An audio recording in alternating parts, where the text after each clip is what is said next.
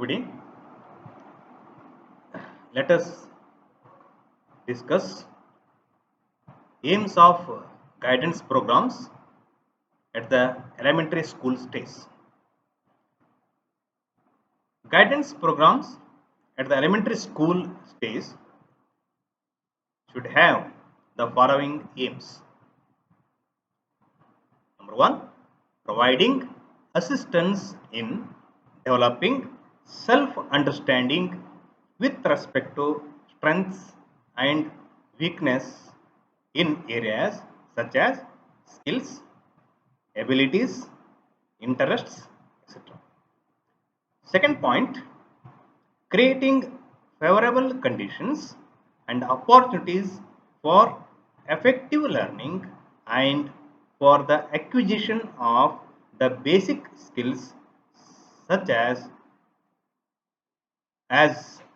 we discussed skills, abilities, interests which are required for satisfactory progress in the school. Third point, identifying and diagnosing children's difficulties in learning the basic educational skills. Fourth point, identifying children who need special help. Example, the gifted, the backward, the handicapped, the creative, the creative child, etc. Fifth point, helping children to develop attitudes, habits, and personality traits which are the characteristics of a balanced and well integrated individual. Helping children to know about the world of work and to have favorable attitudes towards work. Orienting children for the life ahead so that the transition may be smooth and easy. Identifying factors which may lead to children leaving school. Ninth point, organizing activities for facilitating the all-round development of children. And 10th point, working together of teachers and parents for better understanding of the needs and problems of children and to provide conducive environment for facilitating their development. Now the thing is how to observe the children for understanding their behavior. So far we have discussed about the aims of guidance. Now the techniques of observing children for understanding their behavior. It's very a big task for the teachers to observe their behavior. Elementary school teachers continuously observe and assess students during the school year. The assessment may be made through observation of behaviors and work habits through report, through tests, etc. In guidance, different techniques are used for observing and assessing. The observations collected may be in terms of quantitative or qualitative characteristics which will help to understand a child to provide required guidance. The major purpose here is to understand his or her potentialities, strengths, and weaknesses in areas such as ability, personality, achievement, aptitudes, interests, etc., so that children could be helped in understanding themselves and making meaningful decisions about their future. Information on these areas could be obtained by either testing or non-testing techniques. So the techniques are categorized into testing techniques and non-testing techniques to observe the children's behavior. Now let us take testing techniques. The testing techniques generally use psychological and educational tests. Tests of mental ability, aptitude, and achievement provide quantitative information. Inventories of interests, study talks, values, and attitude provide quantitative and or qualitative information. Tests of mental ability are used primarily to get an idea of the ability to learn from books or teaching or both, etc.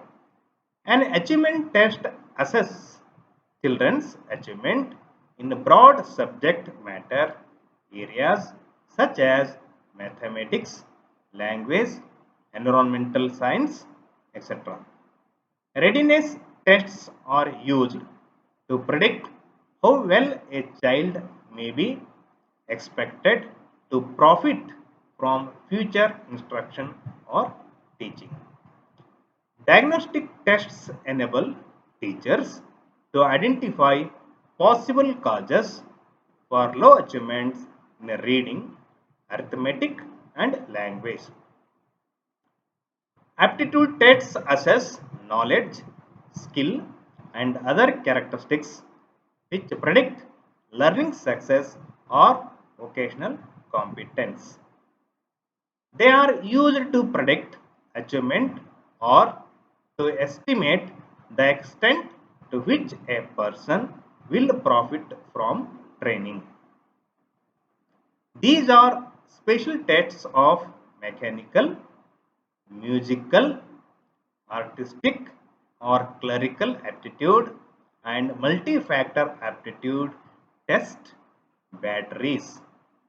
Interest inventories measure the likes and dislikes of a child about different school subjects, occupation, etc.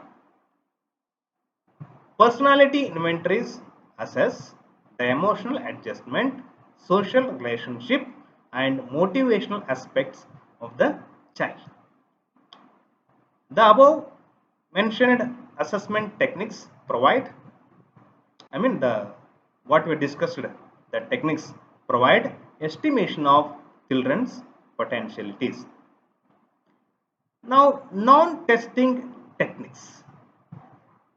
Observation under natural or contrived situations, anecdotal records, rating scales, and sociometric devices are among the well-known and practically used non-testing techniques by guidance workers in school settings. Let us take the non-testing techniques. Number one, observation. We observe children in school and outside the school. However, we hardly make note of information which can be used to understand and help children.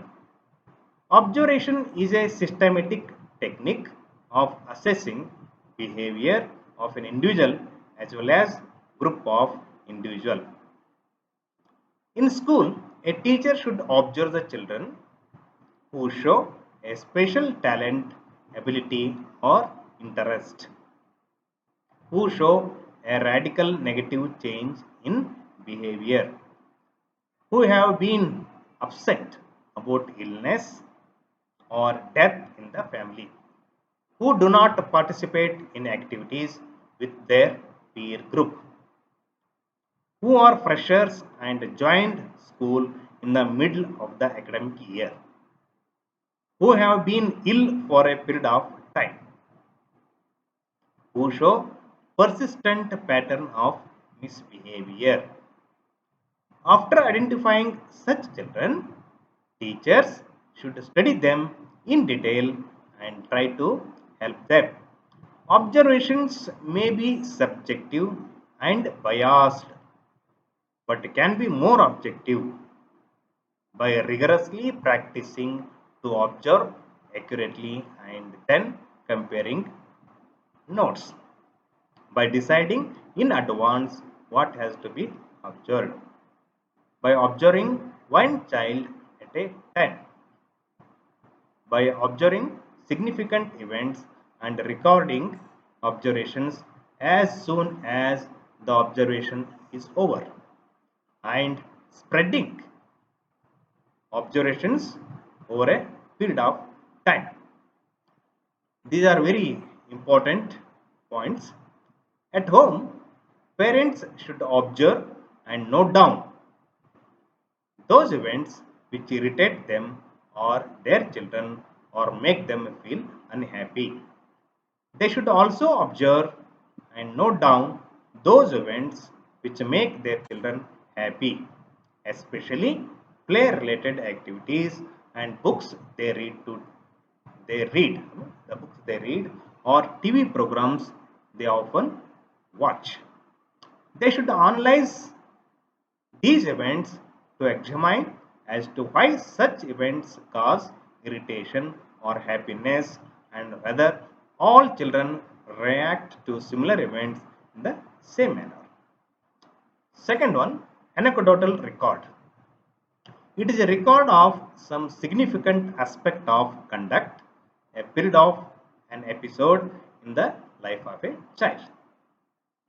The consideration in anecdotal reporting is the selection of incidents that may be significant.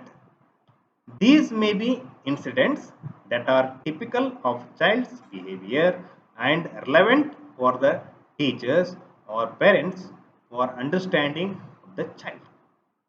Anecdotal record should be brief, concise, objective report of an incident exactly as it happened.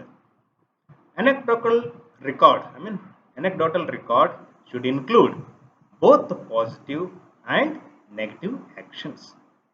Every anecdote should include the date, the child's name, and the writer's, the observer's name. So, information obtained through anecdotal records should be reviewed from time to time to get insight into recurring pattern of behavior. This valuable information can then be used for discussing the child's problem with the parent or help the child to make social contacts or for helping to overcome the problems. The major limitations of anecdotal reporting are those descriptions imposed by the observer come reporter. Most common of these are the reporting of feeling about rather than actual behavior of the student observed. Here feeling is different, whereas actual behavior of student observed is different. Over interpretation or misinterpretations by inexperienced observer are also common. So there are anecdotal samples are available. For example, I'd like to keep one sample here. The anecdotes consisting of reports from the different teachers about the same people show clearly the need for detailed study of Satish and the need for helping him to adjust. Satish is the name of a child. First teacher, the objective description. Satish was late and told to go to headmistress room for permission to get into the class. He did not return. Another child who was late was sent to the headmistress office for permission, and when he returned, he was questioned about Satish. The second child reported he had not seen him at the headmistress office. Then what is the comment? The next day, it was learned that Satish had gone home complaining of illness. Now, I mean, the same Satish behavior is interpreted by three teachers. First teacher, what I told now. Now, the second teacher, let us see. Objective description. The teacher asked Satish to sit near his desk because he went on disturbing the class even after two warnings. Comment: Satish seems not doing any schoolwork and enjoys disturbing others. See, these two observations given by revealed by the three different teachers. Now the third teacher. Objective description. Satish complained that Govinda had taken his pen. Govinda denied this. Satish insisted, telling him to look into his pen. The pen was found there. Govinda immediately handed over the pen to Satish, saying that he himself has put it there. He always tries to put others into trouble. Comment. The teacher is telling that he had seen Satish putting his pen into Govinda's bag. He is anxious to get attention of others. Now, third one, rating scale. We have seen that three observations by the three teachers. Now, the rating scale. It is another important measure to evaluate the personality characteristics of children. The rating scale presents a list of descriptive words or phrases which are checked by the raters. The rating scales can be used to obtain personality rating of children as regards their personality characteristics like honesty, cooperativeness, self-reliance, leadership, industriousness, and dependability, etc. Rating scales can be of different types. Few examples are: number one, numerical scales. In this, numbers are used to denote gradation and the meaning of each number is defined. For example, cooperativeness. There are 5 parameters: indolent, rarely cooperative, sometimes cooperative, usually cooperative, highly cooperative. For indolent, number 1, rarely cooperative. 2, we have to assign the numerical numbers. Sometimes cooperative, 3, usually cooperative, 4, highly cooperative, 5. Let me to repeat: indolent, 1, rarely cooperative, 2, sometimes cooperative, 3, usually cooperative, 4, highly cooperative, 5. Second example, acceptance of authority. Again here 5 parameters or else options. In research it is different, whereas in this you take it as a parameters. Defiant, 1, critical of authority, 2, ordinarily obedient, 3, accept all authority, 4, respectfully complies by habit, 5. Second one, descriptive skills. A series of phrases describing various degrees of the characteristics are rated.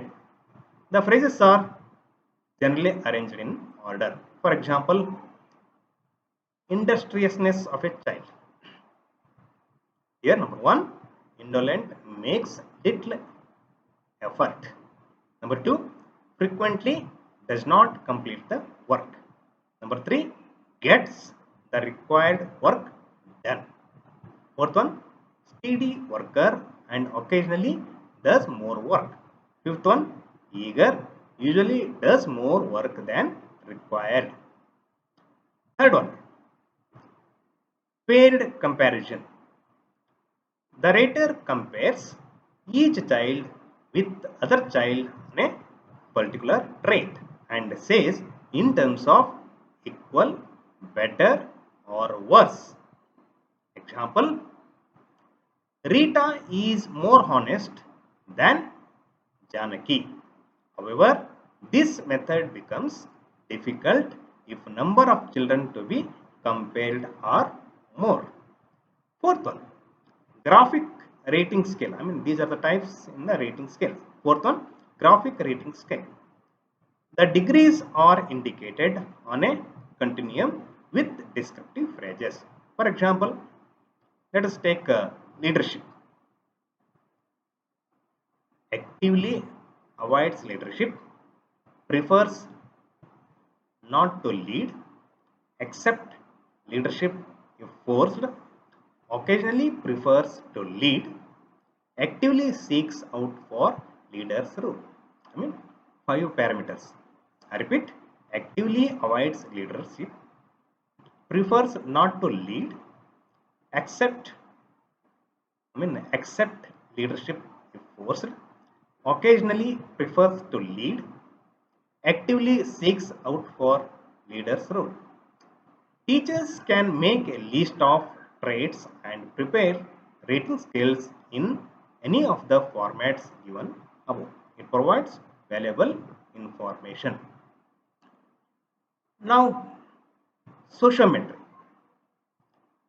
non-testing techniques in this. So let us take sociometry. It is used for obtain peer ratings.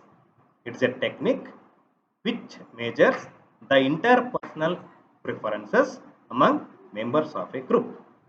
In this technique, children are asked to write one or two names of children of the class with whom they would like to work on an assessment or go for picnic.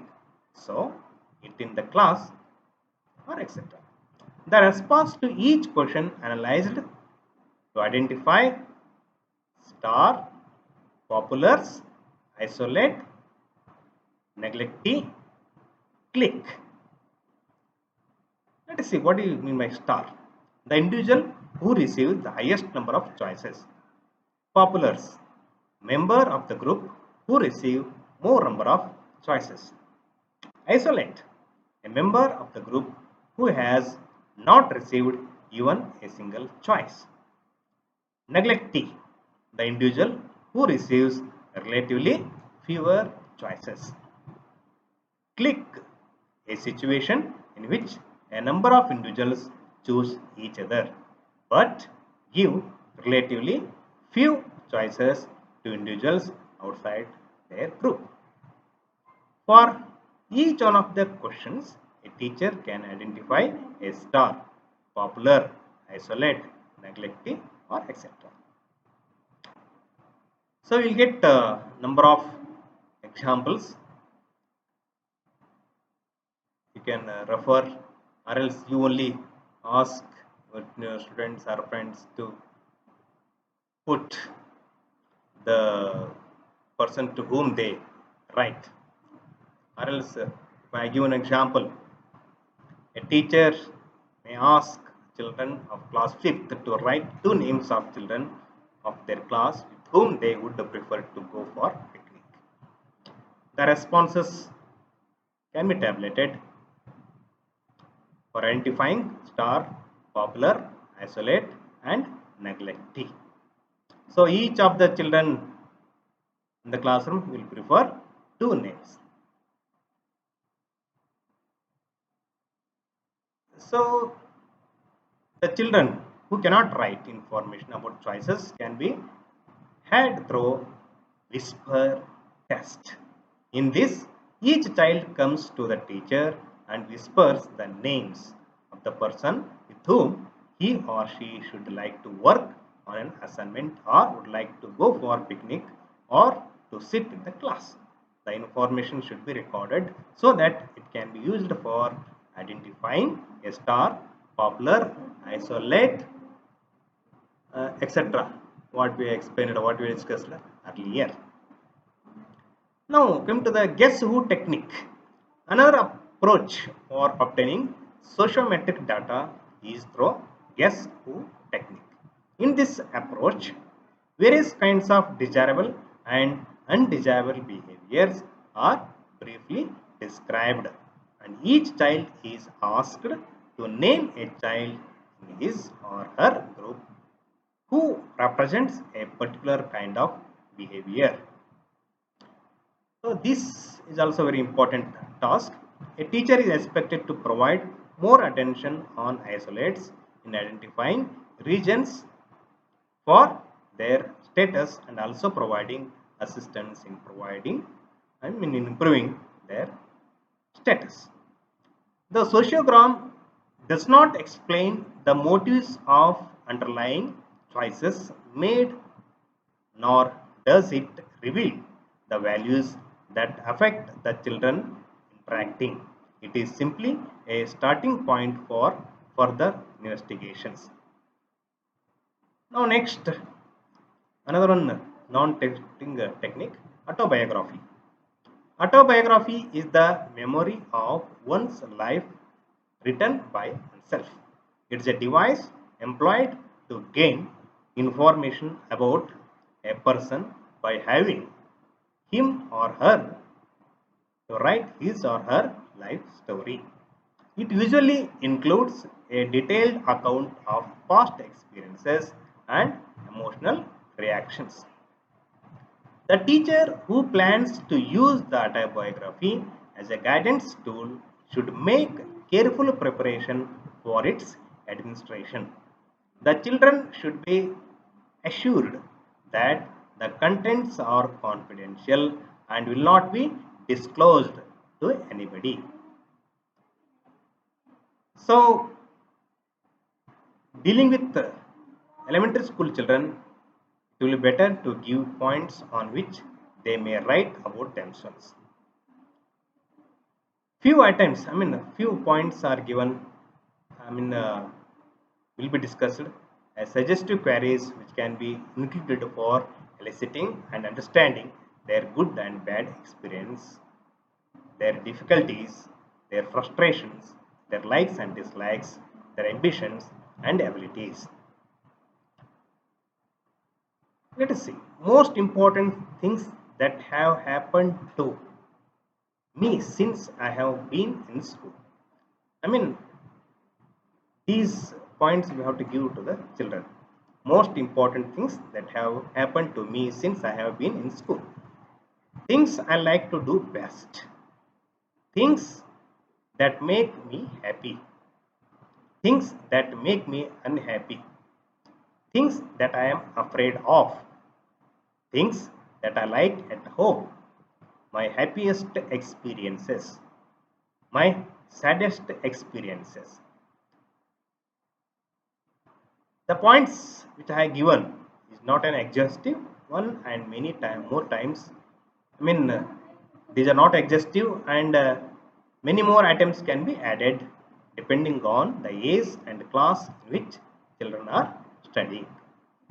For each one of the items, 5 to 10 minutes time may be given uh, to children to write their responses.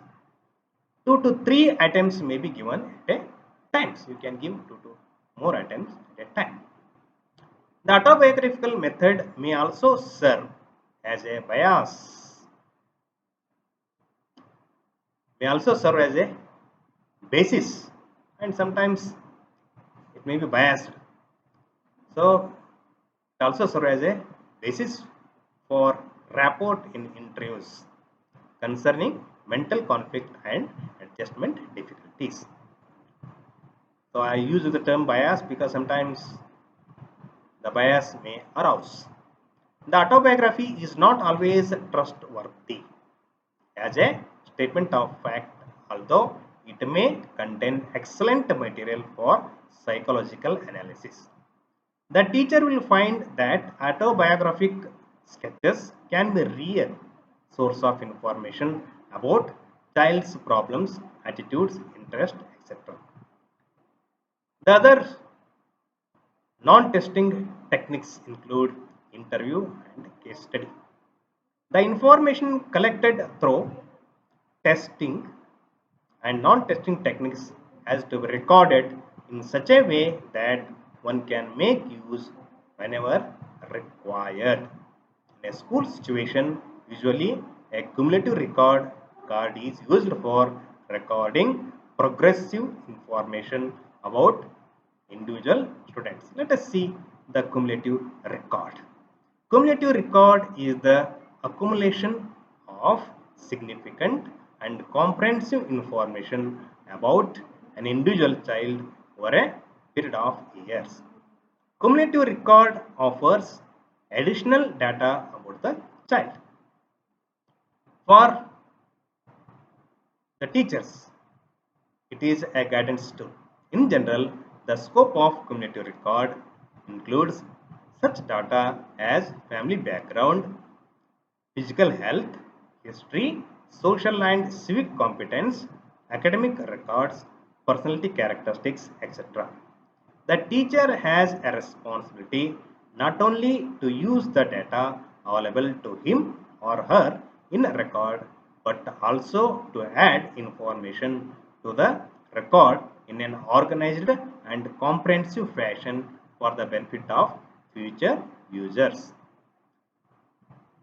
So there are different cumulative record samples are available.